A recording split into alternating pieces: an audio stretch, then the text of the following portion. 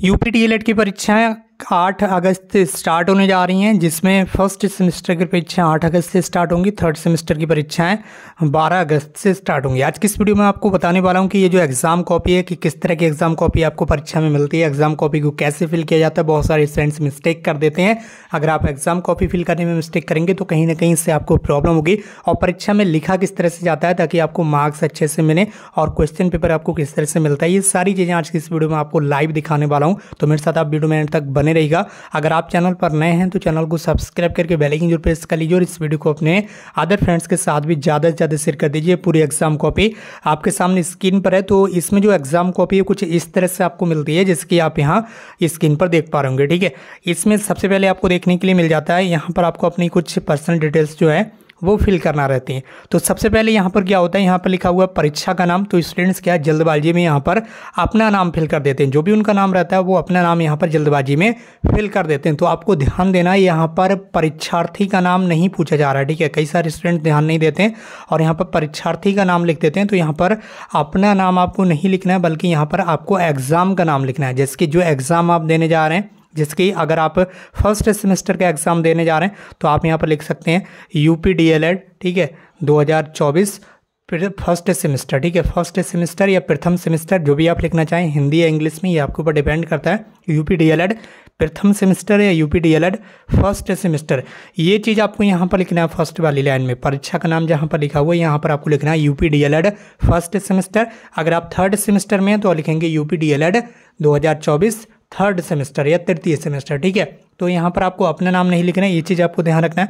उसके बाद यहाँ पर लिखा हुआ है अनुक्रमांक अंकों में, जिसके आपका जो भी रोल नंबर रहेगा, और आपके एडमिट कार्ड पे ये रोल नंबर उपलब्ध रहता है, जिसकी ये पुराना एक एडमिट कार्ड है, इसमें आपको रोल नंबर देखने के लिए मिल जाएगा। यहाँ पर ये आपका रोल नंबर लिखा हुआ रहता है। तो यहाँ पर आपको क्या करना है, आपको अपना रोल नंबर लिख देना है यहाँ पर। ठीक है, यहाँ पर अंकों में आपको रोल नंबर लिखना है, जिसकी जो भी आपका रोल नंबर है 82103, जो कुछ भी आपका रोल नंबर है वो अंकों में यहाँ पर आपको लिख देना।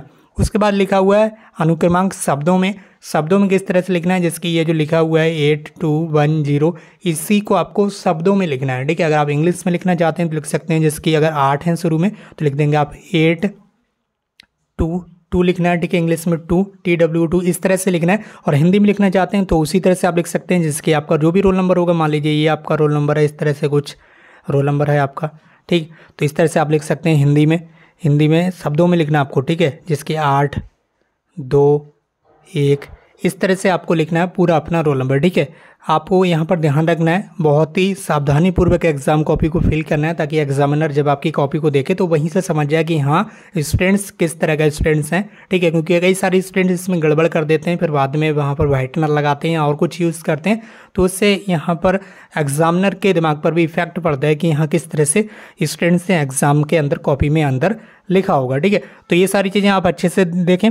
उसके बाद यहाँ पर विद्यालय का नाम लिखा हुआ, तो यहाँ पर आपको अपने कॉलेज का नाम लिखना है। आपको अपने कॉलेज का नाम पता ही होगा जिस कॉलेज से आप डीएलएड कर रहे हैं। ठीक है, और आपके एडमिट कार्ड पर भी आपका जो कॉलेज है वो आपको देखने के लिए मिल जाएगा। ठीक है, ये आपको कॉलेज का नाम यहाँ पर मिल जाएगा। तो यहाँ पर आपको क्या करना है, अपने कॉलेज का नाम लिखना है। जहाँ पर लिखा हुआ मिल रहा है आपको विद्यालय का नाम, वहाँ पर आपको अपने कॉलेज का जो नाम है वो लिख देना। अब यहाँ पर आपको परीक्षा केंद्र का नाम लिखना है। परीक्षा केंद्र का नाम यहाँ पर आपको लिखना है। परीक्षा केंद्र का नाम भी आपको आपके एडमिट कार्ड पर मिल जाएगा। ये आपका एडमिट कार्ड है, ये परीक्षा केंद्र है, सेम टू सेम इसी तरह का पूरा जो परीक्षा केंद्र का नाम यहाँ पर लिखा हुआ है, जैसे कि यहाँ पर कोड भी लिखा हुआ है परीक्षा केंद्र का, तो ये पूरा कोड सहित जो है वो आपको परीक्षा केंद्र का जो नाम है वो यहाँ पर लिख देना है, जहाँ पर आपसे पूछा जा रहा है। सारी जो इन्फॉर्मेशन वो आपको एडमिट कार्ड से ही देखकर फिल कर लेना है, कोई भी चीज़ इधर उधर आपको नहीं भागना पड़ेगा। उसके बाद पूछा जा रहा है प्रश्न पत्र का विषय तो आपको पता ही होगा, जिस भी सब्जेक्ट का आप पेपर दे रहे हैं उस सब्जेक्ट को आप लिख देंगे। मान लीजिए पहला पेपर देने जा रहे हैं या दूसरा या तीसरा। ठीक है, तो जो भी आपका पेपर है जिस सब्जेक्ट का, उस सब्जेक्ट का जो नाम है वो यहाँ पर लिख देंगे, जिसकी मान लीजिए प्रश्न पत्र का विषय आप फर्स्ट पेपर देने जा रहे हैं तो लिख देंगे बाल विकास। ठीक है, इस तरह से जो भी आपका सब्जेक्ट है उस सब्जेक्ट को यहाँ पर आपको लिख देना है। उसके बाद पूछा जा रहा है प्रश्न पत्र की संख्या। ठीक है, तो प्रश्न पत्र की संख्या भी यहाँ एडमिट कार्ड पर ही आपको मिल जाती है, जिसकी आप अगर फर्स्ट पेपर दे रहे हैं तो प्रथम प्रश्न पत्र लिखना है, दूसरा पेपर देना है तो द्वितीय प्रश्न पत्र लिखना है। इसी तरह से जो भी पेपर देना है उसके सामने देख लेना है कौन से प्रश्न पत्र है। यहाँ पर तृतीय प्रश्न पत्र लिखा हुआ है या चतुर्थ प्रश्न पत्र लिखा हुआ है, वही चीज़ यहाँ पर आपको लिख देना है लाकर। ठीक है, सेम टू सेम वही चीज़ एडमिट कार्ड से देखकर यहाँ पर लिख देना है। जिसके पहला पेपर देख रहे हैं देने जा रहे हैं तो प्रथम प्रश्न पत्र लिख देना यहाँ पर आपको। ठीक है, प्रथम प्रश्न पत्र। इसी तरह से अगर आप दूसरा पेपर देना है, ठीक है, तो यहाँ पर आपको लिख देना है द्वितीय प्रश्न पत्र, इस तरह से लिख देना है द्वितीय प्रश्न पत्र। उसके बाद यहाँ पर दिनांक लिखा हुआ है, इसमें तो आपको समझाने की आवश्यकता है नहीं, जिस डेट में पेपर देना है उसी डेट को यहाँ पर आपको लिख देना है। ठीक है, यहाँ पर आपको कुछ भी नहीं करना है। यहाँ पर जो क्लास टीचर हैं वह आपके जो यहाँ पर परीक्षक हैं वो आपके हस्ताक्षर कर देंगे। ठीक है, क्लास टीचर वगैरह नहीं। तो उसके बाद यहाँ पर कुछ इंस्ट्रक्शंस दिए गए, इन्हें आपको अच्छे से पढ़ देख लेना है। और यहाँ पर देख सकते हैं ये सारी इंस्ट्रक्शंस दिए गए, इसमें आपको कुछ भी फिल नहीं करना है। जो एग्जामिनर आपकी एग्जाम कॉपी को चेक करेंगे वो सारी चीज़ें इसमें फिल करेंगे। अब बात कर लेते हैं आपकी एग्जाम कॉपी के बारे में। आपकी जो एग्जाम कॉपी है कुछ इस तरह से आपको देखने के लिए मिलेगी, जिसकी यहाँ पर आप देख पा रहे होंगे। ठीक है, यहाँ पर आप देखना है, ये आपकी एग्जाम कॉपी कुछ इस तरह से आपको देखने के लिए मिल जाएगी। ठीक, इसके साथ ही यहाँ पर एक चीज़ और आपको बता दूं, अगर आपको बी कॉपी की आवश्यकता पड़ रही है, ठीक है, तो आप बी कॉपी ले सकते हैं, कोई भी प्रॉब्लम नहीं होने वाली। अगर बी कॉपी की आपको आवश्यकता पड़ती है तो बी कॉपी आपको मिल जाएगी, आप बिल्कुल भी ना हिचकिचाएं, और उसमें भी आपको लिखने के लिए मिल जाएगा आसानी से। ठीक है, उसके बाद यहाँ पर क्या करना रहता है, अब आपको यहाँ पर कुछ लाइन्स खींचना होती हैं। आप लाइन्स बहुत ही कम खींचें, यहाँ के जो मार्जिन रहता है, जिसकी बहुत सारे स्टूडेंट्स बहुत ज़्यादा जगह छोड़ देते हैं यहाँ पर। ठीक है, कुछ स्टूडेंट्स इतनी जगह छोड़ देते हैं, तो इतनी ज़्यादा जगह अपना छोड़ें।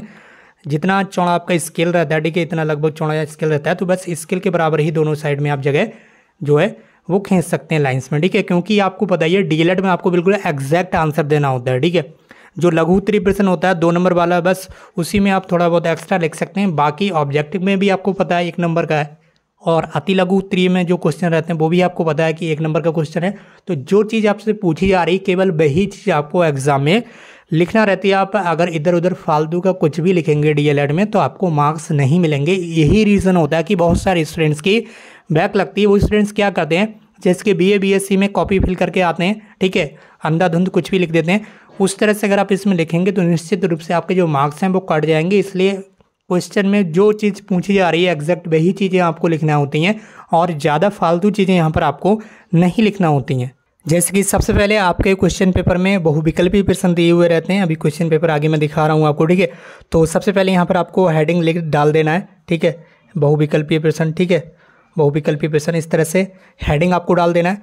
अब आप चाहें तो यहाँ पर भी लिख सकते हैं प्रश्न संख्या 1, ठीक है, इसी तरह से लिख सकते हैं प्रश्न संख्या 2, ठीक है, इसी तरह से लिख सकते हैं प्रश्न संख्या 3, इस तरह से लिखकर उसके आगे जो भी आपका आंसर है बहुविकल्पीय का वो आंसर आप आगे लिख देंगे। ठीक है, यहाँ पर थोड़ा बड़ा बड़ा मैं लिख रहा हूँ तो आपको थोड़ी प्रॉब्लम हो सकती है, पर आप समझ तो गए ही होंगे, आपको लाइन के अंदर ही लिखना होता है। इस तरह से आप लिख सकते हैं। और आप चाहें तो ये जो यहाँ पर लिखा हुआ है, जिसके यहाँ पर मैंने लिखा प्रश्न संख्या 1, ठीक है, आप चाहें तो इसे बीच में भी यहाँ पर भी लिख सकते हैं। ठीक है, प्रश्न संख्या 1, और इसी तरह से दूसरी लाइन में आपको लिखना है प्रश्न संख्या 2। आपको ज़्यादा लाइन्स यहाँ पर नहीं छोड़ना है, बस 1 या 2 लाइन्स ही छोड़ना है। ठीक है, यहाँ पर लिखना है प्रश्न संख्या 3, इस तरह से आप बीच में लिख सकते हैं। उसके बाद जो आंसर रहेगा वो आपको बीच में लिख देना है। ठीक है, अगर आप इधर लिखेंगे प्रश्न संख्या 1 तो उसके सामने लिख देना है आंसर। ठीक है, अब ऑब्जेक्टिव में सबसे पहले आपको सॉल्व करना होता है, उसके बाद अति लघु उत्तरीय, फिर लघु उत्तरीय जो क्वेश्चन रहते हैं वो आपको सॉल्व करना रहते हैं। जैसे कि आप स्क्रीन पर देख सकते होंगे ये ओल्ड क्वेश्चन पेपर है। ठीक है, आप देख सकते होंगे ये विज्ञान विषय का ओल्ड क्वेश्चन पेपर है। इसमें सारी चीज़ें यहाँ पर लिखी हुई रहती हैं, जिसके यहाँ पर कुछ इंस्ट्रक्शंस लिखे हुए रहते हैं। सभी प्रश्न का अनिवार्य आपको रहता है। और यहाँ पर जो प्रश्न पत्र है वो 3 तरह के क्वेश्चन रहते हैं प्रश्न पत्र में। उसके बाद जो सबसे इंपॉर्टेंट चीज़ है वो ये है कि जो आपके अति लघु उत्तरीय क्वेश्चन होते हैं 1 नंबर वाले, ठीक है, जिसमें आपको लिखना रहता है ऑब्जेक्टिव के अलावा, जो अति लघु उत्तरीय प्रश्न रहते हैं 1 नंबर वाले, वो आपको केवल 30 शब्दों में ही आंसर देना है, ज़्यादा बड़ा चढ़ाकर नहीं लिखना है। जिसकी वीडियो की स्टार्टिंग में ही मैंने आपको बताया, जो चीज़ आपसे पूछी जा रही है एग्जैक्ट वही चीज़ आपको बताना है। अगर आप कुछ भी इधर उधर के लिखेंगे तो मार्क्स उसमें आपको कट जाएंगे। इसी तरह से जो लघु उत्तरीय प्रश्न है उसका आंसर आपको लगभग 50 शब्दों में देना है। ठीक है, 50 से आप 55 या 60 कर सकते हैं, लेकिन कई सारे स्टूडेंट्स क्या करते हैं आधा आधा पेज या एक पेज का लिख कर आते हैं।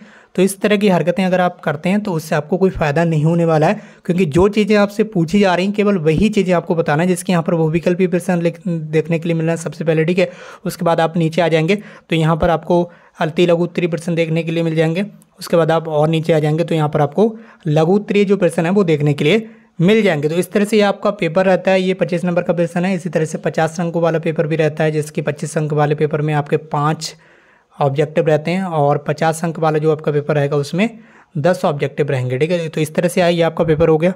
तो दोस्तों उम्मीद करता हूँ ये सारी चीज़ें आपको अच्छे से समझ आ रही होंगी। और एग्ज़ाम कॉपी में आप ज़्यादा कटिंग बिल्कुल ना करें। ठीक है, जैसे कि कुछ गलत हो रहा है, ठीक है। तो कटिंग ज़्यादा ना करें, इस चीज़ का खास ख्याल रखें, बहुत ही सावधानीपूर्वक यहाँ पर आपको लिखना है। और ज़्यादा कटिंग करते हैं तो इससे यार निगेटिव इफेक्ट पड़ता है एग्जामिनर के ऊपर, जब भी आपकी एग्जाम कॉपी चेक होती है। तो ये सारी चीज़ों का खास ख्याल रखें, और जो चीज़ बार बार बताई जा रही है, क्योंकि कुछ भी फालतू ना लिखें, ठीक है। जो चीज़ क्वेश्चन में पूछा जा रहा है बस उसी का आंसर आपको लिखना है। अगर आप ज़्यादा यहाँ पर एक्स्ट्रा लिखते हैं तो उससे भी निगेटिव इफेक्ट पड़ता है, क्योंकि जो चीज़ें पूछी जा रही हैं अगर आप उससे एक्स्ट्रा लिखेंगे तो कहीं ना कहीं एग्जामिनर समझता है कि आप करना क्या चाह रहे हैं, ठीक है। बीए बीएससी की तरह इसमें आपको नहीं लिखना है। और फर्स्ट सेमेस्टर वाले स्टूडेंट्स बहुत ही ज़्यादा होशियारी पूर्वक अपना जो एग्ज़ाम है वो दे, और जो थर्ड सेमेस्टर के स्टूडेंट्स हैं उन्हें तो ज़्यादातर चीज़ें मालूम पड़ ही चुकी होंगी, क्योंकि उन्होंने फर्स्ट सेमेस्टर उसके बाद सेकेंड सेमेस्टर के एग्ज़ाम दिए हुए हैं, तो उन्हें ज़्यादा समझाने की आवश्यकता नहीं है। लेकिन जो प्रथम सेमेस्टर वाले स्टूडेंट्स हैं उनको यहाँ पर अच्छे तरीके से समझ लेना है, ठीक है। तो इसी तरह से आपको अपने ऑब्जेक्टिव वाले क्वेश्चन आंसर लिखना है, और उसके बाद जो अति लघु उत्तरीय प्रश्न रहते हैं उसके लिए भी आपको यहाँ बीच में हेडिंग डाल देना है। उसके बाद यहाँ पर जो भी आपका प्रश्न संख्या रहेगा, प्रश्न संख्या यहाँ पर लिखना है 10 से या 11 जो कुछ भी, उसके बाद यहाँ से आपको अपना जो आंसर है वो स्टार्ट कर देना है। और आपको बताइए जितने वर्ड आपको बताए गए, यानी कि आप समझ लीजिए जो आपका अति लघु उत्तरीय प्रश्न है, ठीक है, 1 नंबर वाला, उसका क्वेश्चन आपको ज़्यादा में ज़्यादा 1 या 2 लाइन्स में ही आंसर आपको लिखना रहता है, ठीक है। ज़्यादा में ज़्यादा 3 लाइन्स में लिख दीजिए, लेकिन ज़्यादा एक्स्ट्रा आप करेंगे तो उससे आपको ही नुकसान होगा, आपका ही टाइम वेस्ट होगा, क्योंकि इसमें आपको ज़्यादा समय नहीं मिलता है। ये चीज़ आपको ध्यान देना है, ठीक है। क्योंकि पेपर का जो टाइम होता है वो बहुत ही ज़्यादा कम होता है। 25 अंक का पेपर, तो 25 अंक के बराबर ही आपको जो समय वो मिलने वाला है। 25 अंक के लिए 1 घंटा और 50 अंक वाले पेपर के लिए 2 घंटे, इस तरह का समय आपको दिया जाता है। तो उसके अकॉर्डिंग आप एग्जाम में लिखें। बाकी इस वीडियो को शेयर जरूर करें। अगर आपको कुछ भी पूछना है तो नीचे कमेंट बॉक्स में जरूर टाइप कर दें। एडमिट कार्ड आपको आपके कॉलेज से मिल चुका होगा, और थर्ड सेमेस्टर वाले स्टूडेंट्स को 8 तारीख के बाद मिलेगा। 9 तारीख से आपको एडमिट कार्ड मिलेगा थर्ड वाले स्टूडेंट्स को। बाकी फर्स्ट सेमेस्टर वालों को आपका एडमिट कार्ड आपको मिल चुका होगा। सारी चीज़ें आपके एडमिट कार्ड पर मेंशन रहती हैं। और इस वीडियो को शेयर जरूर कर दें। बेस्ट ऑफ लक सभी स्टूडेंट्स को। आज की इस वीडियो में बस इतना ही। मिलते भी एक नई वीडियो में एक नई इन्फॉर्मेशन के साथ। Thank you so much.